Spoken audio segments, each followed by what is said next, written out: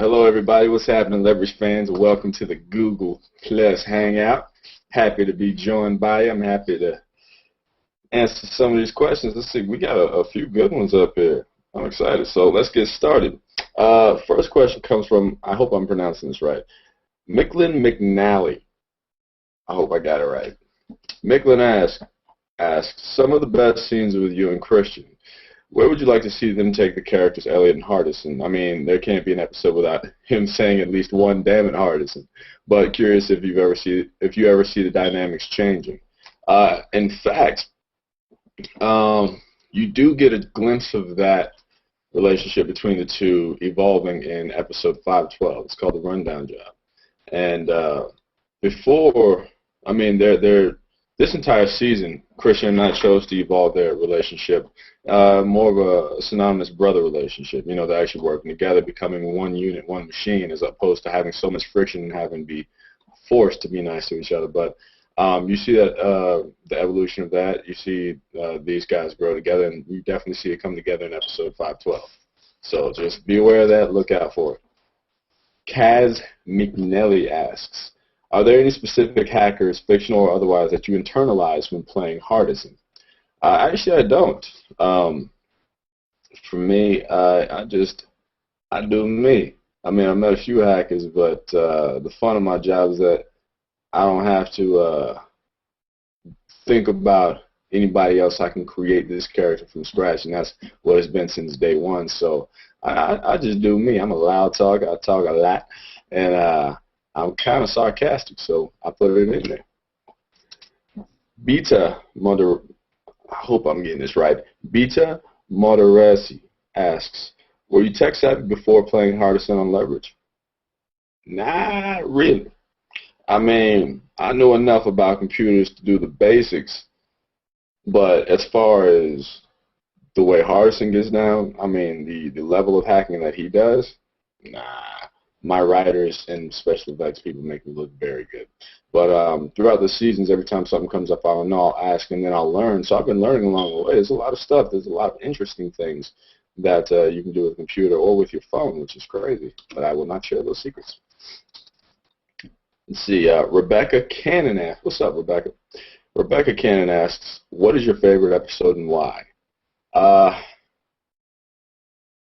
That's always a tough one. Always a very, very tough question. I really love the Grave Danger job because it allowed me to express Hardison in a different way emotionally. But I also love the Van Gogh job because, yet again, it allowed me to express myself creatively in a different way.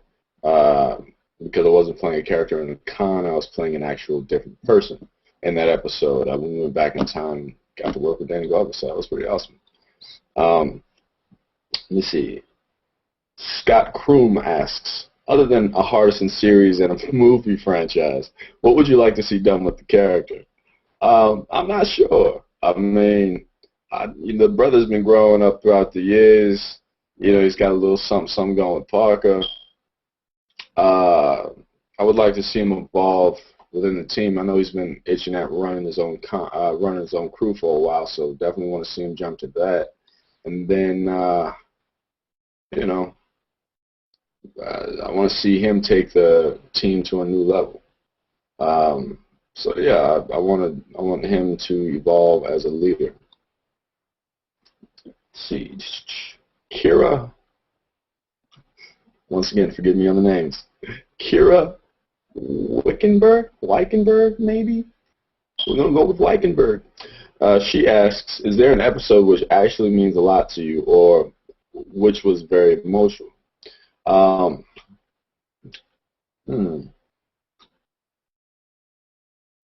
Jailhouse job that I did with my brother meant a lot to me because I had my brother on set, and you know, he was guest starring on my show. That was a pretty special moment to, you know, boom, have my brother right there. And then I'd say the pilot is very special because it started everything off, and then the season finale of the 5th series was very special because it signified a great accomplishment for us. We made 5 seasons, which is, you know, rare for many shows. So that was big for me because I just felt like we had completed a journey together.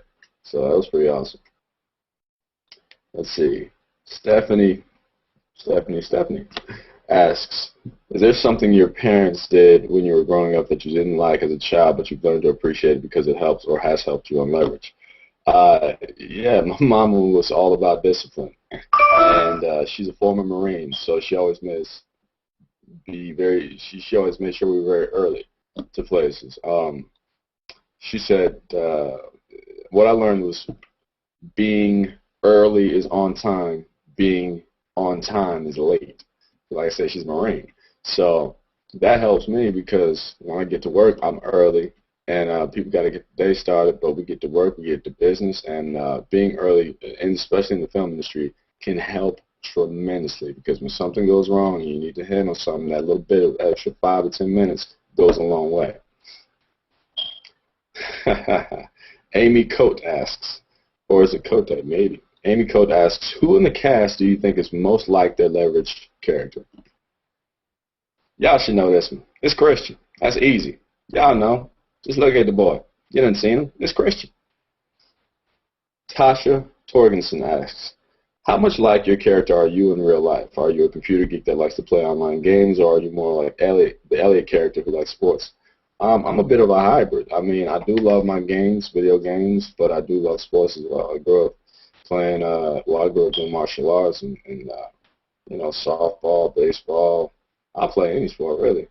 But then again, I do have my moments where I'll sit there and stay on my PlayStation 3 until 6 o'clock in the morning. So, got a little bit of Hodgson up in me, a little bit of Elliot.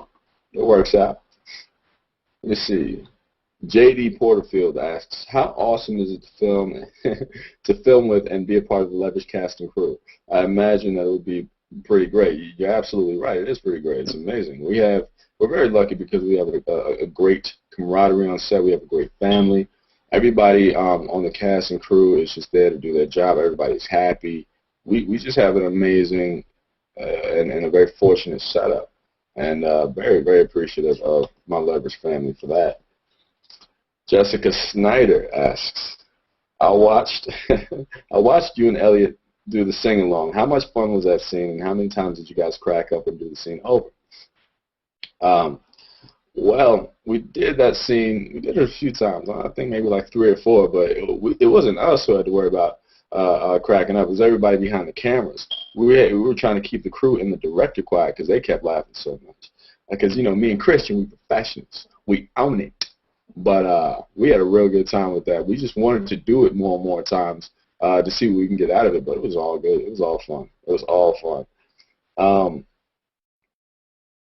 This is a tongue twister for me, so if I mess up the name, forgive me. Jantini Bochargoon. We just gonna go with Jantini. Jantini asks, if you were a hacker in real life, what's the first thing that you would hack? I can't be giving out my secrets now, girl. I can't incriminate myself. I'm gonna plead the fifth on that one, and I'm gonna not say nothing. You know what I'm saying? All I know is that it would have to do with some reserves of finances, and I'm gonna leave it at that.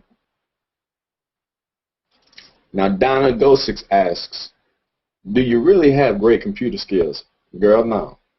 Like I said before, I'm real basic with mine. I'm a designer, and I love to draw. I can't draw on the computer worth a flippy. I'm still a pencil and paper man all the way, old school. But, I can write letters and stuff. I can write emails, things like that. It's what I do. It's how I get down. So, yeah, I'm pretty good. Priscilla Roque asks, if you could advise Hardison on something, what would it be? Well, before I would have advised him on how to Mac Parker down, you know what I'm saying, how to just go ahead and, holler at his lady. But, right now, because our relationship, he's already taken that step. I don't know. I think Hardison's pretty fly as is. I wouldn't mess with the brother. Let's see. Don Francis, if you're watching the Olympics, which I am, what are your thoughts? Right now, so very proud of America. Go ahead, Gabby, in those Olympics. I can't wait for tonight's heat with we got Tyson Gay, we got Gatlin, and then we got Blake, and we got Volt. I want to see those four guys battle it all the way. Our boys killed it in swimming. Our girls killed it in rowing. You know, I'm all for it. So America all the way. This is watching the Olympics is something my family does every single year. It's kind of our family time. Cause my mother, she used to be a runner, and then now my brother and my mom are both track coaches, and my little sister is a runner as well. So we got track and field all up in our house, all up in our house. So yeah, we with it. Let me see. Jennifer Williams asks, do you think we will ever get to meet Hardison's Nana? And are there any great scenes in mind for her meeting the rest of the team? Well, I definitely hope we get to meet her. I've been wanting to meet Nana for a while now. And as far as her meeting the team, I can imagine her just coming in and being everybody's mama, basically, telling everybody what to do. But, God, I would love to meet Nana. You know what? Y'all should write to TNT. Tell them y'all want to meet Nana, because I want to meet Nana, too. Let's see. Anissa Phillip asks, are we going to get more in-depth information on Parker and Hardison's relationship? And since Nate and Sophie are also together, will Elliot also meet someone and have a meaningful relationship? Well, let me answer the first question. We are definitely going to get more in-depth with Parker and Hardison. You get to see a little bit of that fun tonight in tonight's episode. And you get to see them played out wonderfully throughout the rest of the season. As far as Elliot, I think Elliot is a consummate bachelor. I think that's just that's how the boy rolls. I don't know if you're ever gonna see Elliot locked up, clinked up in a marriage and nothing like that, or a relationship. Like, it could happen. You never know. I mean, you ain't heard nothing from me. I'm just saying. I think the boy is just a rolling stone. Now, let me see. We have Pamela Upton. She asks, we've seen Elliot come to Hardison's rescue several times. Would you like to see an episode where Hardison has to go and physically rescue Elliot in a con? I think that would be funny. Heck yeah, I want to see that. Definitely want to see that. Of course, you know, Elliot would never admit to Hardison saving his butt, but we would definitely love to see that. Wouldn't we? Yes, we would.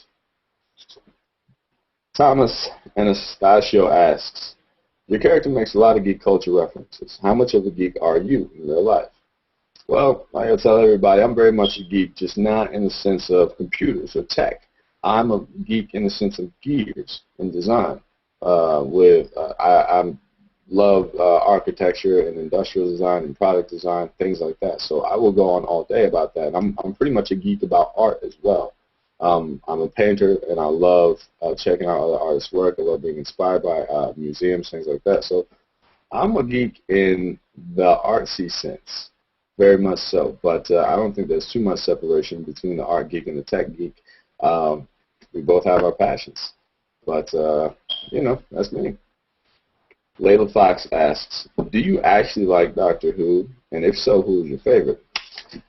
I'll be honest with you, girl. I haven't had a chance to watch too much TV lately in the last few years, except for Leverage. I always watch Leverage. I advise you all to as well. But I haven't caught up on my Doctor Who, so what I'm going to do is I'm going to check out some Doctor Who. I'm going to go catch up, and I'm going to hit you back with that answer a little bit later. Not today, maybe like, you know, in a month or so, you know, because brother got some things to handle. But just give me a minute. I'm going to get back to you. Let's see. Lisa Holiday asks, the show feels like Mission Impossible. It's like Mission Impossible The Next Generation. So do you embrace comparisons to the show and Barney in particular, Barney, the character in Mission Impossible? Well, they say, you know, you should be flattered when you're compared to one of the greats. Mission Impossible is definitely flagship show. I think it's an amazing, has an amazing legacy. I mean, look at all the movies and franchises it's created. So yeah, the comparison is flattering, but leverages its own beast. We are definitely our own machine. So we embrace us because we want people to understand that what we're doing is something completely different. And, you know, we're fashioning out our own foundation and our own legacy. So we're grateful for all the comparisons to great shows like that. I mean, they're amazing. I was a fan of that growing up. But we are definitely a different type of beast. Nur Young asks, I love Hardison and his relationship with Elliot. Thank you. How much of that on-screen chemistry is acting and how much of it is you and Chris?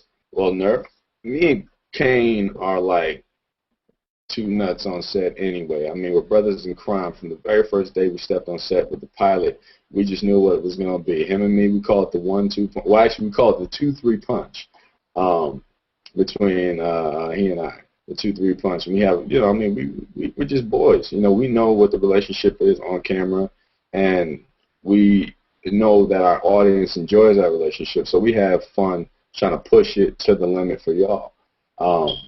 And every time we do a scene, you know, me and Kane will just step off into a corner and be like, hey, look, the audience is going to love A, B, and C, so boom, let's do it. And we go at it. It's such a fun job to have because it's not even work. It's just I'm doing my hobby for a living. You know what I'm saying? So is Kane. So we have fun having fun for y'all. Nur Young also asks, you got two up in there, Nur, I see you. The grave danger job was really dramatic. The whole interaction with you and Parker and Elliot pulling you out of the coffin had me in tears. Can you also tell us what it was like being buried alive and how the shooting of the whole scene went? And Nur says, keep up the great work. Thank you. I'm sorry. Geek Power style, baby. That's right, Geek Power, baby. Well, shooting that episode was pretty awesome. I'm not claustrophobic at all, so I was actually looking forward to being stuffed in the coffin. What they did was for some of the scenes where they needed to actually get inside the coffin, because they couldn't go on the ground with me, they had to build a box. They built a coffin with removable sides, so they put me in the coffin. They would take off like the top to shoot me from above, or they would take off the side door and shoot me from the side. But for the scenes where I actually was in the coffin, we were in a real graveyard, and it took me a minute. Once I got in the coffin, I realized, I'm like, wow, there's real dead people on either side of me, and I'm in the ground right next to them. That's crazy. But oddly enough, the coffin was kind of comfortable, so I was like a little bed. It's weird to say, but it wasn't bad. I wasn't afraid, and I was happy because I knew that it was going to shake the audience up a little bit. So I was geared up for it. I mean, anything we have to challenge us like that, I'm down for it. So, let me see. Richard Seeley asks, do you like improvising on your lines? Yes, and yes. I've been improvising since day one. And my writers and producers, I love them to death because they let me talk all the smack I want to talk. No, it's my contribution to my character, that sarcasm, that wit.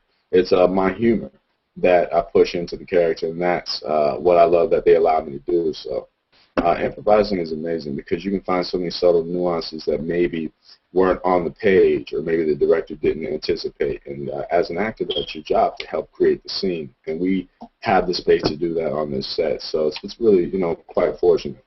Aurora Winberg asked, was just wondering if, like Hardison, she says, I was just wondering if, like Hardison, do you really like to play video games such as the World of Warcraft? And if so, will you add me to your friends list and maybe we can play together sometimes? I haven't played World of Warcraft in a minute because we've been so busy working on the road, doing our thing. But now that I got some downtime, I might jump back on. And if so, I will look you up. Kathleen Arbison asks, love the jailhouse job. My brother was in that, by the way, with William Epping. Any chance of Hardison recruiting Billy to help with accounting? Heck yeah, I would love to have that happen because I want to bring my brother back. That would be awesome. By the way, write to TNT and ask them to have Edwin Hodge Billy back. Jason Lentz asks, will we ever see Hardison and Parker go on a date? Actually, yes, you might tonight. Just tune in and check the the First Contact job, and you might get a little date action. You might get a little bit. Linda Shear asks, can you ever imagine Hardison and Chaos becoming buddies and not just having a hostile truce? No, never. They always have to be enemies because that's why they exist. It's like Batman and the Joker. If they become buddies, it's the end of their world. They push each other to be better. You know, if there's no Chaos, then Hardison gets sloppy. If there's no Hardison, then Chaos gets sloppy. And they can't be friends. So, no buddies. However, I would love to have Chaos back on the next few a couple of shows. Let's see. Jamie Alamorad asks, to prepare for the character, did you study computer programming or pick the brain of any tech wizards? I did, in fact, talk to a few different hackers. At one point, I was talking to one of the most wanted hackers on the FBI list. Well, he was one of the most wanted hackers on the FBI list back in the 90s, and now he's what you call a white hat hacker, where he does good. He works for security companies or for, you know, police, government, you know, where he works against bad hackers. But yeah, I've spoken to a few different hackers just to see what the world was like, and amazingly, a lot of the stuff we do on the show, just about everything we do on the show with the hacking part of it, can be done in real life. It's crazy. Let's see. Eric Timpson asks, what other roles would you like to do? Oh, there are plenty, man, plenty. Of course, I've expressed my passion as of late for playing wonderful superhero Black Panther. I found out about that because, you know, fans were the ones putting the word out there, and I was like, that would be awesome. That's right up my alley. But, you know, I just want to get out. I want to hit the ground running with any great role that's out there. I mean, you take an amazing role like Joker in The Dark Knight. That's amazing, you know, a body of work to chew on. I want to take something like that and just knock it out. So, yeah, anything good, anything interesting, you know, I'm ready for it. Charmel Spatcher asks, Hardison has an knack of picking great real estate locations as homes and offices. Could you see Hardison going into real estate or the crew using this talent in a con? I could see him. I can't see him going into real estate professionally. He's too much of a hacker. But as far as him using this talent in a con, he has used it. Go back, check the episodes, and see what I'm talking about. Actually, just straight from the pilot, straight from the first episode this season. He's the one who found the place. He set up the home office. That's using it in the con. Sierra Leonard asks, do you see more development of Hardison's background in this or upcoming seasons? Definitely in upcoming seasons. Would love to see, like I said before, would love to see Nana, would love to see what Hardison does on the weekends, you know, where he goes to get his haircut with his boys when he's kicking it, what him and Parker are doing, just hanging around. I would love to see a little bit more of the personal life of Hardison and of the other characters. So in upcoming seasons, most certainly, would love to go there.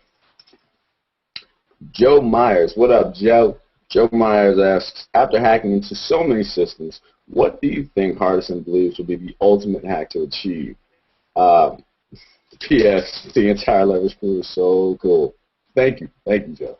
Actually, they pull off the ultimate hack this season. Just keep your eyes open. You'll know exactly what I'm talking about. But I can't go into detail. I can't spill the beans. So, Angela C.M. asks, who pulls the most and the best pranks on the set of Leverage? Is there any particular prank that stands out? P.S. Thanks so much for coming to FanCon this year. Well, thank you for coming to FanCon. That's amazing. Thank all the fans who came to FanCon because you guys make our jobs what it is. The pranks go to Beth Rescrap. That girl is always pranking somebody. She is the practical joker. #1 practical joker on set. I definitely remember when she put, I was going to my trailer one time, and she put a sticker on there, and I almost missed my trailer because she put a sticker on my door that said, like, Princess or something like that. And I'm like, who did this? Literally the whole season, I'm trying to figure out who did it. And she's in the back snickering like, ha, ha, ha. Yeah, she got me. She got me. But Beth is the one. Watch out for her.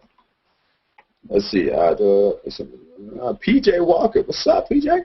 In the Scheherazade job, Nate tells Hardison that he doesn't have what it takes to run his own crew. This season, we see Hardison taking more of a leadership role and working so closely with Nate that the two of them are hiding something from the rest of the team.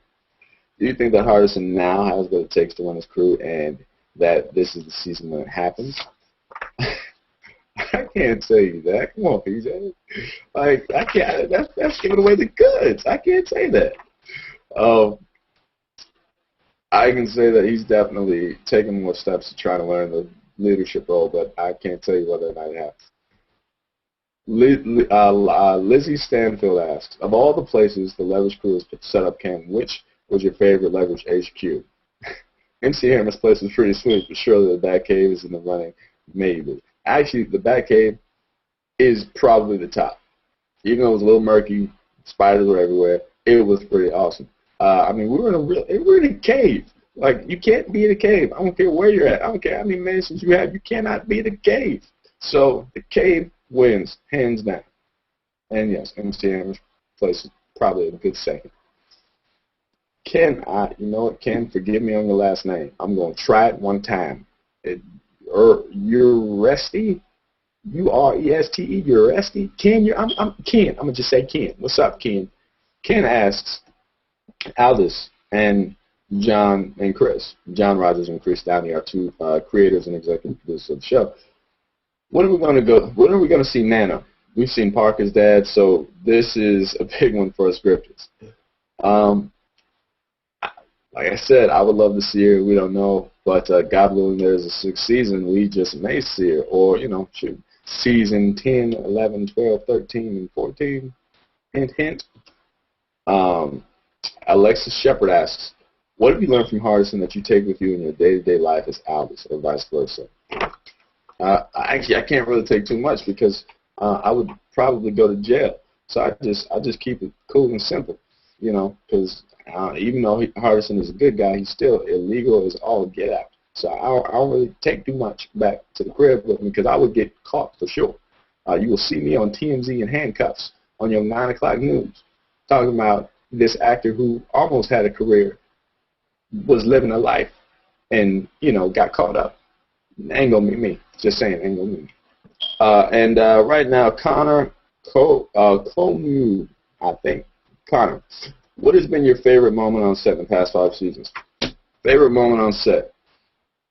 The first season when I finally got my chair with my name on it, my name slate on it. It says Leverage, and then on the back it says Aldis Hodge. That was awesome because to me it solidified actually being a part of the series. That was pretty cool. I've always wanted one of those, and I got it. So now I got to run. Guys, a new episode is starting. First Contact job. I hope you love it. It's awesome. Like I said, you get a little Parker Hardison lovey-dovey action. Stay tuned for it. It's pretty sweet. But thank you so much for joining me. Can't wait to do more of these. Hopefully see y'all in the future. But enjoy the show. Let me know what you think about it. Peace.